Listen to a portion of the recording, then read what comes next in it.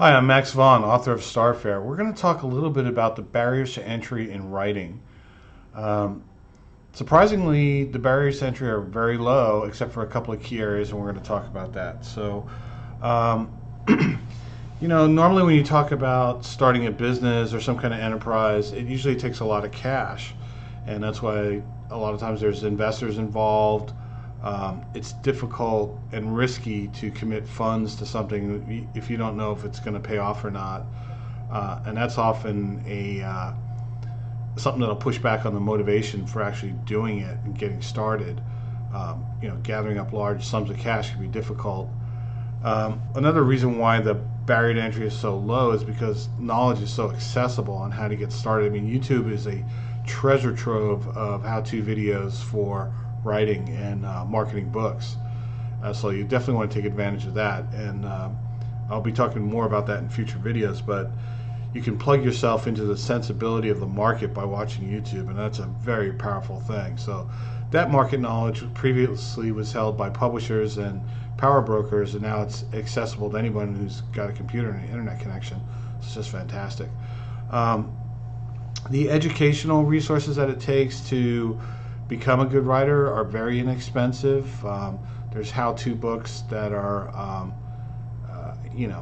cost $10, and it'll get you a great insight on how to improve your writing. And I'm gonna do a separate video for those educational books, but I use them quite a bit. I'm a big fan of them. I've probably read 20 or so how-to books. What I mean by how-to books, like a book on description or point of view or 3-act structure, and those can really help sharpen your skills when you're writing to understand structure and the good, powerful components to writing. It's very important. Community support is big for writers. I mean, there's a lot of ways you can connect with people, and the writing community in general tends to be very open, would be the word. So it's not difficult to get started and to meet people and to get help with your work, and that's a huge thing. And that industry knowledge is something that's not so closely held as it once was. So that's a big plus. And then access to markets to be able to put your book up for sale is very easy to do. You have Amazon with Kindle, CreateSpace, and a number of other markets, and we'll be discussing those in detail in future videos. The middle barrier is what I like to call it. There is some money involved, and nothing's ever truly free, right? So you're going to need a writing device. Now, typically, this is something you're already going to have. So I kind of just sketched out, the basic cost of a MacBook Pro is somewhere around $2,000. If you get a fancier one, it's more expensive. What I like to do when I create a series is register a domain name based on that series. So starfaer.com, I own that, and I'm building a platform there for the whole franchise. So I think that's important. Like, if I'm going to name a series, I'd probably want to see if the domain's available and then go ahead and get that domain from GoDaddy. Talked about educational materials and what would be an expected cost. And really, under $500 would get you a range of books, probably $200 or less, but I haven't added it up. But it's very inexpensive, and that's something you should be pursuing on a regular basis anyway, always improving your skill sets. A professional cover for your book, you can get those, and I'll be pointing to where you can do that in a future video, but maybe $400 a book cover would be reasonable, something like that.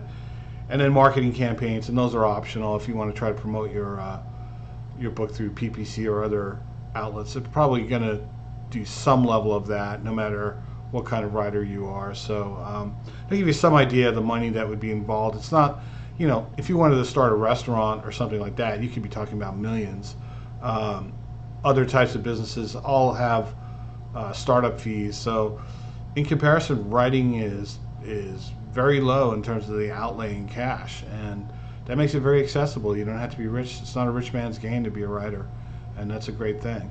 So what are the high barriers to entry in writing?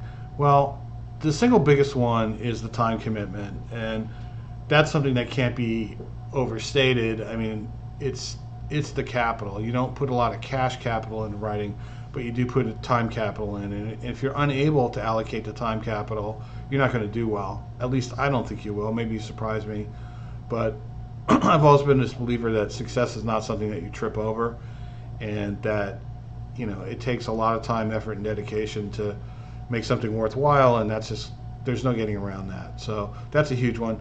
Another big one is there's a lot of competition in writing.